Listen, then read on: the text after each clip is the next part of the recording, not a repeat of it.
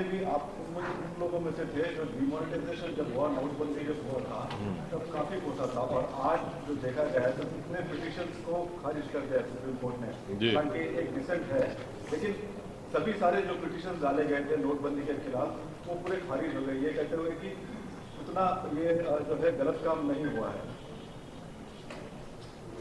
नहीं, मेरा मानना यह है कि सुप्रीम कोर्ट का फैसला आया जिसमें अब एक डिसेंट जजमेंट भी है।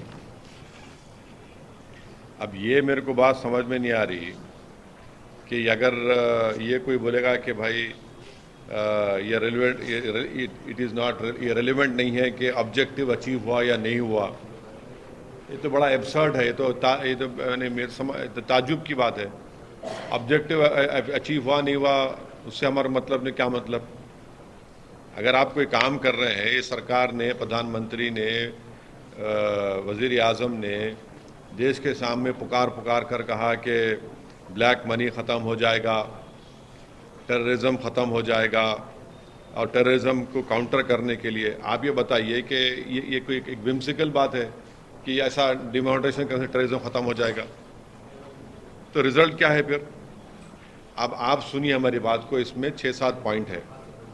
पहली बात तो ये है कि ब्लैक मनी डिस्ट्रॉय करने का ये पर्पस, टेररिज्म काउंटर करने का जो मकसद था, ये सब विम्सिकल था, ये सब था ही नहीं है। ये एक सरासर गलत फैसला देश के प्रधानमंत्री ने लिया, उनकी सरकार ने लिया, और जिससे वो जो कह रहे थे उसका मकसद ही हासिल नहीं हुआ।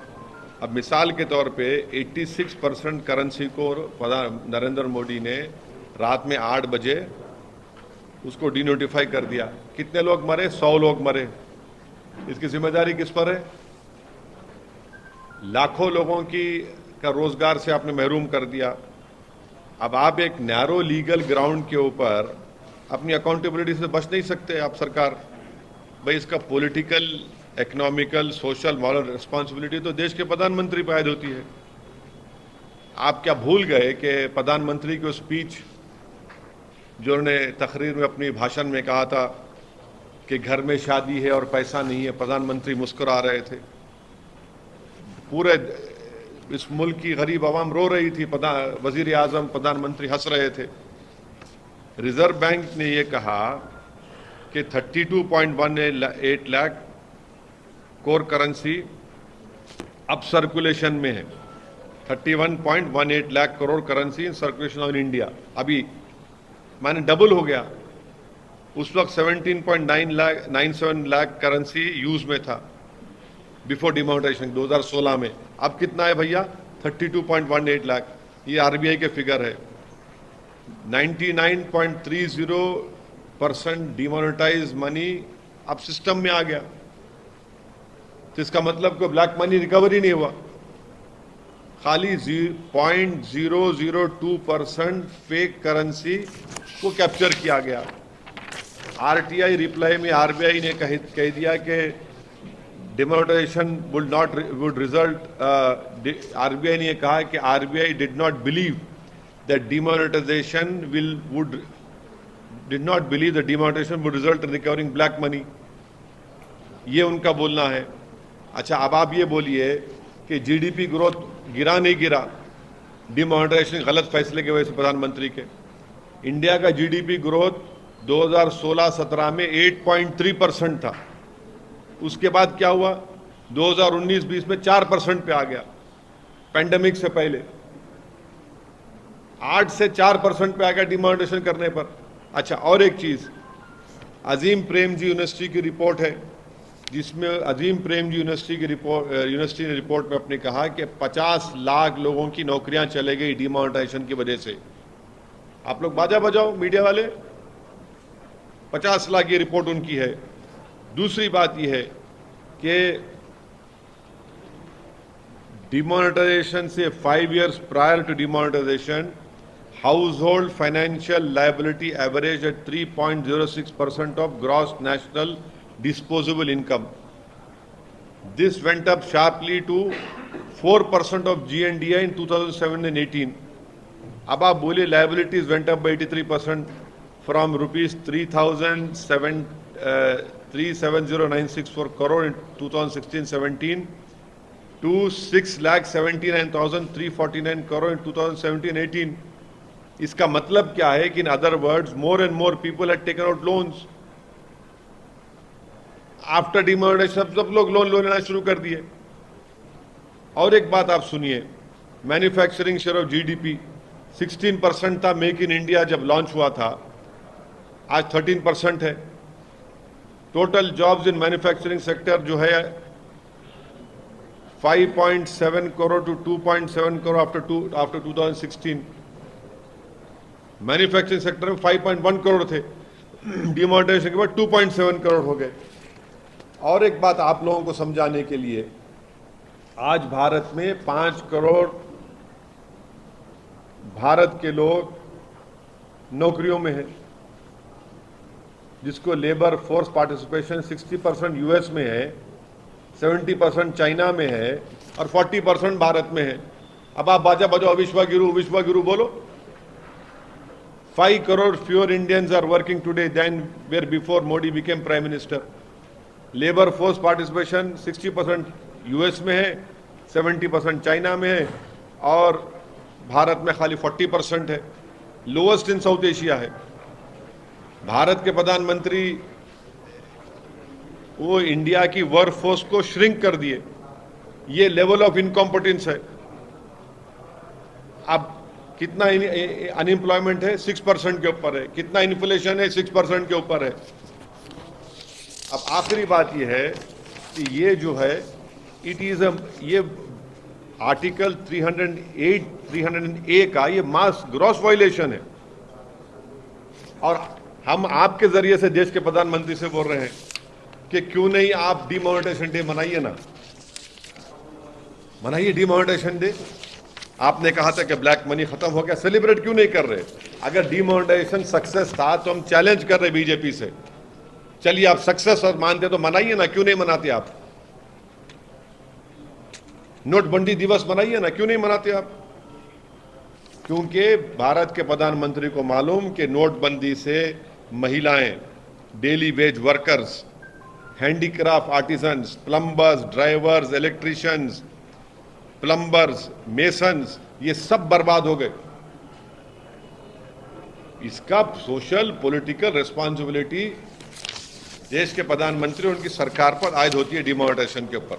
अब आप सुप्रीम कोर्ट के फैसले को लेकर आप बाजा बजाइए, मगर ये सच्चाई है नहीं। हम जो मुद्दे आपके ये जो सामने रखे आपके, नोटबंदी दिवस क्यों नहीं मनाती बीजेपी? मनाइए ना। चलिए, अजीम प्रेमजी यूनिवर्सिटी की रिपोर्ट बोल रही कि 50 लाख लोगों की नौकरी चले गई, 100 लोग मर गए।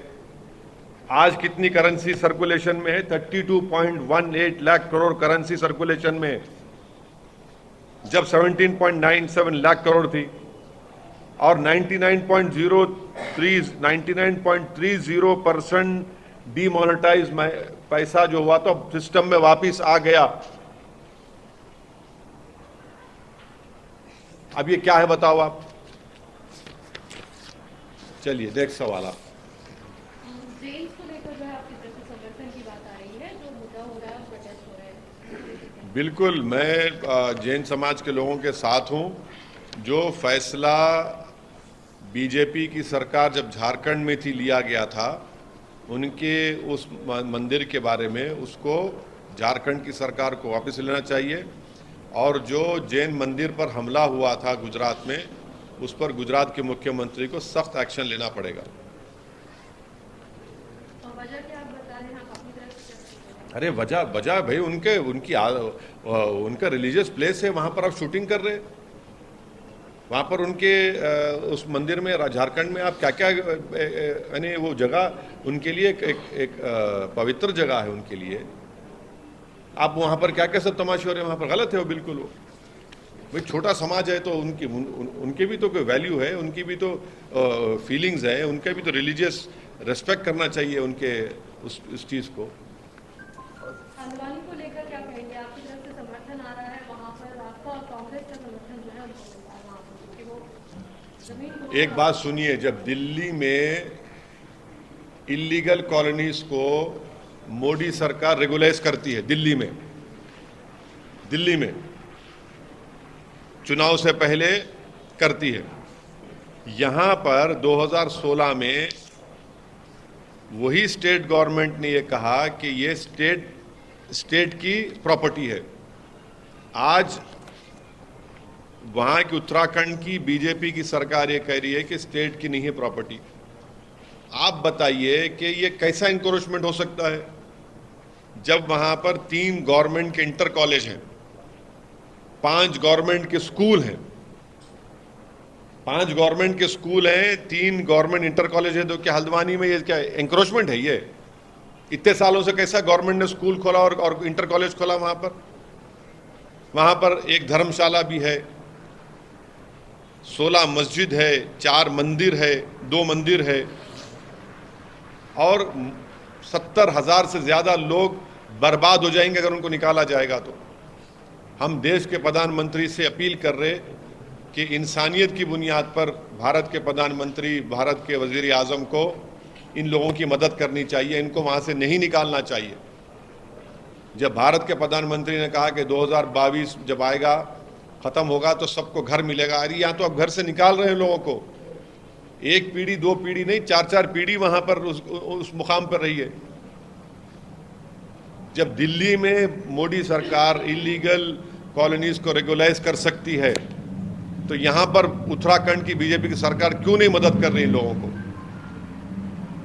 आप दिखाइए ना, क्यों नहीं मदद करना चाह रहे आप? ज्यादातर इसमें मुसलमान हैं, गरीब हैं पूरे। इनके सर से छत छीन लेना, ये कौन सी इंसानियत की बात है? अगर उनको कोई दूसरी जगह देंगे तो फिर क्या आपके लिए वो ठीक रहेगा? आप मानेंगे? क्या? अगर उनको कहीं और जगह दी जाएगी तो क्या आप उसके लिए मानेंगे? सुप्रिय, आप, हमारा पहला रिक्वेस्ट ये है भारत के प्रधानमंत्री से कि इन लोगों का बेघर मत करिए। ये बरसों से वहां पर रह रहे हैं, रो रहे हैं, औरतें रोड पर बैठी हुई हैं पिछले 4 दिन से। कंटिन्यूस हमको फोन आता है, मैसेजेस आते हैं कि 4 दिन बाकी हैं, 5 दिन बाकी हैं, हम क्या करेंगे, हम वहां पर कहां जाकर रहेंगे, हम लोग किधर जाकर रहेंगे? अरे आप इनको इंसान के तौर पर देखिए भाई, इनकी मदद करिए। अगर सरकार चाहे तो बहुत कुछ कर सकती है, इनको आप बेघर मत करिए। सर, राजौरी में मिलिटेंट्स फायरिंग में 6 लोगों के। हाँ, अब आप सुनिए, डिमोनेटाइजेशन जब हुआ था, क्या कहा था बीजेपी ने? क्या कहा था? पत्थरबाजी खत्म हो गई, टेररिज्म खत्म हो गया। आप बताइए, ये मोदी सरकार की नाकामी है। राजौरी में, जम्मू में ये टेररिज्म फैल रहा है। जम्मू में अब ये कैसा है भैया कि टेररिस्ट कैसा आके मार के जाते हैं? ये मोदी सरकार की नाकामी है। डिमोनेटाइजेशन में तो बड़े दावे किए थे आपने, और आज राजौरी में जिन लोगों को मारा गया हम उसका कंडेम करते हैं। और ये बीजेपी सरकार की सरासर नाकामी है, फेलियर है उनका। ये कश्मीरी पंडित मर रहे हैं, अब तो जम्मू में आ गया, जम्मू में आ गया ये। अब आप बताइए इसकी जिम्मेदारी किस पे डालेंगे आप? पॉलिटिकल फेलियर है मोदी सरकार का। यकीनन टेररिज्म पड़ोसी मुल्क से आ रहे हैं, टेररिस्ट आ रहे हैं, मगर आप क्या कर रहे हैं? आपने तो कहा कि 370 हटा दिए तो सब खत्म हो गया। कहां खत्म हो रहा है? सबको मालूम कि टेररिस्ट फर्स्ट जनवरी हो, 15 अगस्त हो, 26 जनवरी हो, ये इन इंपॉर्टेंट डेट्स के ऊपर बराबर कुछ ना कुछ करते, तो आपको तो चौकन्ना रहना चाहिए था। और आप नहीं है, चौकन्ना नहीं है। आपकी नाकामी, आपका फेलियर है। भारत के लोगों की मौत हो रही है वहां पर।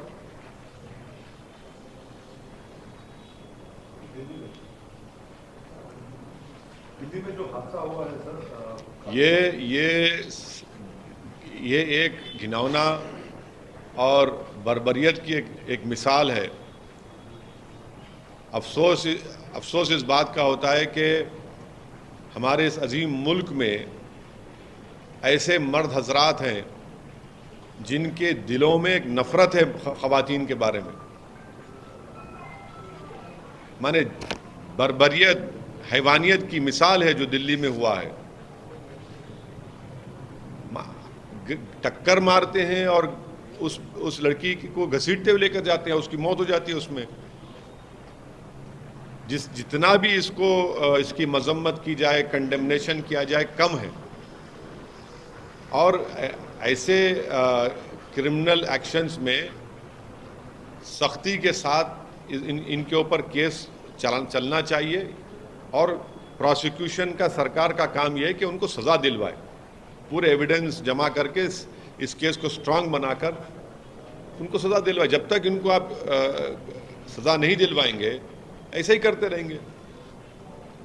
एक टक्कर मार दिया, कोई बच्ची को घसीटते लेके जा रहे हैं, क्या है भाई ये? और वो भी मुल्क के दारुल हुकूमत में, कैपिटल में ये हो रहा है।